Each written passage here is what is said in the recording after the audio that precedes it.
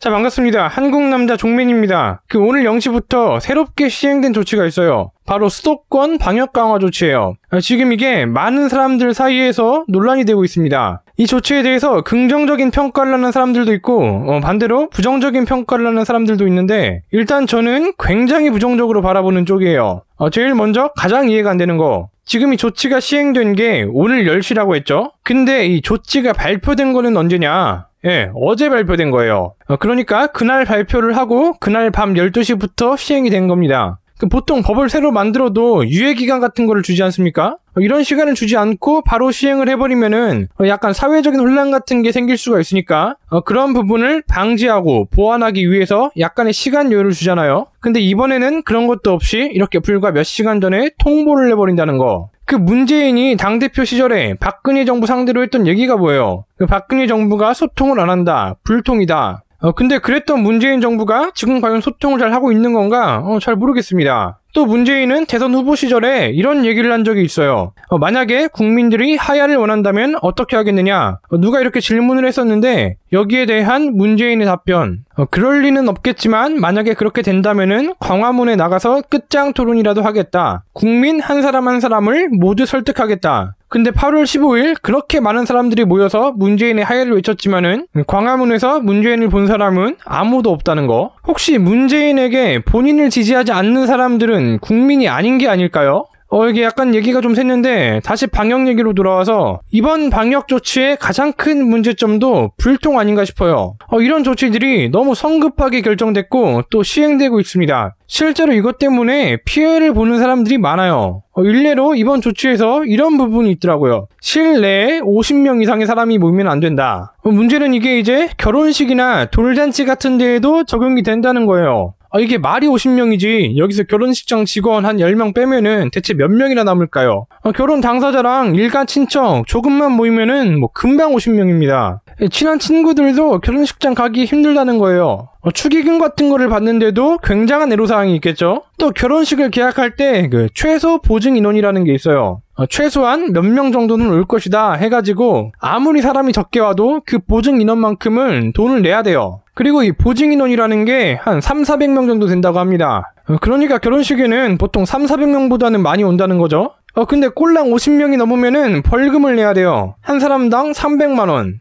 그러니까 평소처럼 결혼식을 하려고 하면은 벌금만 일단 10억부터 시작입니다. 아니 이거를 미리 예고라도 했으면은 모를까, 갑자기 이렇게 시행을 해버리면은 당장 이번 주에 결혼하는 사람들은 어떡합니까? 결혼식이라는 게 하루아침에 뚝딱 결정되는 게 아니잖아요. 갑자기 밥 먹다가 일단 2-3시간 뒤쯤에 결혼이나 해볼까? 이래가지고 결혼하는 사람은 아무도 없어요. 다들 최소한 몇 달 전부터는 미리미리 계획을 해서 결혼식을 올리는 건데 이렇게 하루아침에 하객 숫자가 제한이 돼버린 겁니다. 아니 결혼식을 올리는 게 잘못은 아니잖아요. 굉장히 축하받을 만한 일인데 오히려 이렇게 피해를 보고 있다는 거. 이게 비단 결혼식뿐만이 아니죠.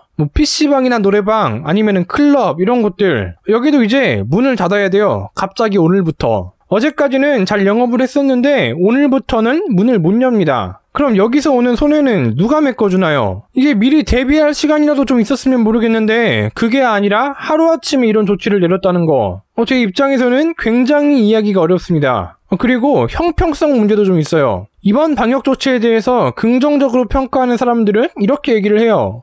코로나가 요 며칠 사이에 무서운 속도로 다시 퍼지고 있고 그렇기 때문에 이런 방역 강화 조치는 필요한 게 맞다. 어느 정도는 일리가 있는 말이긴 합니다. 실제로 지금 이런 조치를 하는 이유가 뭐예요? 사람이 많이 모이게 되면 위험하니까. 코로나가 더 쉽게 전파될 수 있으니까 그거를 막으려고 이런 조치를 취하는 거죠. 근데 제가 아까 형평성 문제라고 하지 않았습니까? 코로나가 노래방이나 PC방에서만 퍼집니까? 결혼식장이나 돌잔치에서만 퍼져요? 그거 말고도 사람이 많이 모이는 공간은 그냥 다 위험한 거잖아요. 예를 들어서 대중교통, 버스나 지하철, 특히 출퇴근 시간 되면은 여기 사람이 얼마나 붐빕니까? 사회적 거리두기는커녕 신체 접촉이나 안 하면은 다행일 정도죠. 그리고 수많은 음식점이나 카페 이런 것들도 다 마찬가지 아닙니까?